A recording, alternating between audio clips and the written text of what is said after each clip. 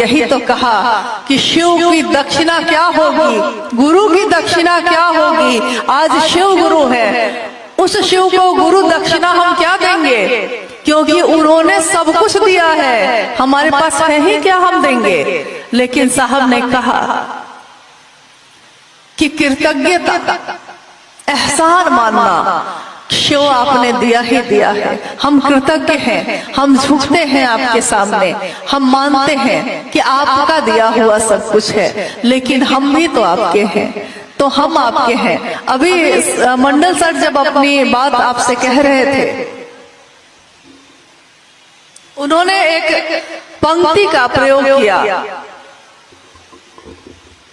पंक्ति ये थी कि शिव सबके हैं, इसलिए किसी के नहीं हैं। शिव सबके हैं, ये साहब हमेशा कहा करते, इस बात को कहते हैं वो कि शिव सार्वजनिक है। सार्वजनिक चीजें किसी एक की नहीं होती, कोई उसकी परवाह नहीं होता, उसका भोग, उसका उपयोग सारे लोग करते हैं, लेकिन उसकी परवाह कोई नहीं करता। सड़क पे आप चलते हैं, कहते हैं कि सरकार की सड़क है, ये सरकार ने बनवाई है। सड़क टूट जाए आप बनवाते हैं उसको? आप नहीं बनवाते। सड़क टूट गई है, आपको गाड़ी चलाने में दिक्कत है, एक्सीडेंट हो जा रहा है, पानी भर जा रहा है, लेकिन तब भी आप नहीं बनवाते, आप परवाह भी नहीं करते। आप कहते हैं कि सरकार की है, मेरी थोड़ी है। और मेरा घर अगर मिट्टी का हो और उस मिट्टी के घर में भी अगर थोड़ा सा गड्ढा हो जाए तो हम रात में ही उस गड्ढे को भरेंगे, उसी समय। मेरा है वो मेरा है।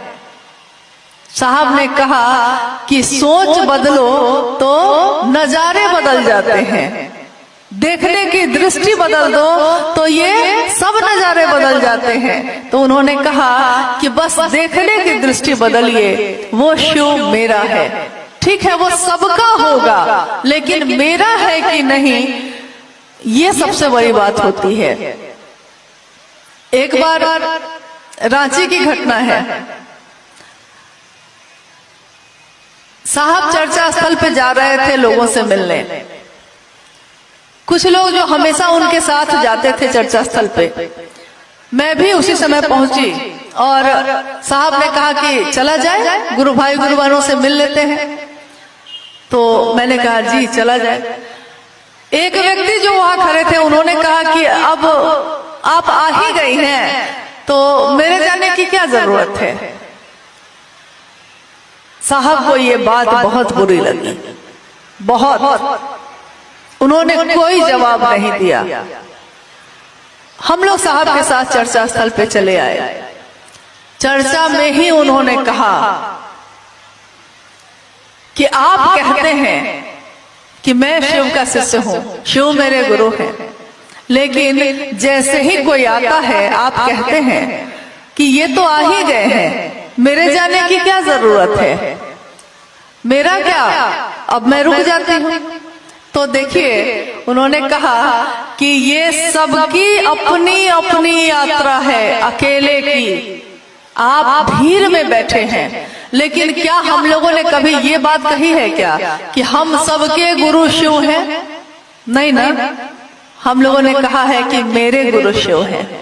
आपके हैं तो आप जानिए, मेरे हैं तो मैं जानूंगा, मेरे गुरु शिव हैं। साहब ने यही कहा कि आपके गुरु शिव की बात दूसरों तक पहुंची है या नहीं पहुंची है, ये आपने कभी सोचा है? अगर आपके हैं वो तो आप परवाह करिए और ये मत सोचिए कि दूसरा करता है कि नहीं। अब अपने तरफ देखिए कि मैं करता हूं कि नहीं। दूसरा नहीं करता है कोई बात नहीं, दूसरे की बात कर रहे हैं बैठ के, अरे अपनी बात भी कभी करिए कि आपने क्या किया है, आप कर रहे हैं। इसीलिए उन्होंने कहा कि स्वयं भी शिव के शिष्य बनिए और दूसरे को भी प्रेरित करिए, यानी ये दोनों तरफ से होगा। उनके जीवन में भी तो बहुत सारे कांटे आए, उनके जीवन में भी तो बहुत सारी बाधाएं आई, लेकिन उन्होंने कहा कि कांटों पे चढ़ के ही गुलाब खिलता है। कांटों के ऊपर ही चढ़ के गुलाब का फूल, फूलों का राजा कहा जाता है उसको, वो इतना सुंदर होता है, इतना सुगंधित होता है। दुनिया गुलाब के फूल को देखती है, गुलाब के फूल की सुगंध लेती है, कांटों को तो कोई देखता भी नहीं। साहब ने कहा कि कांटे तो चुभन पैदा करते हैं, चुभते हैं, फूल नहीं चुभता।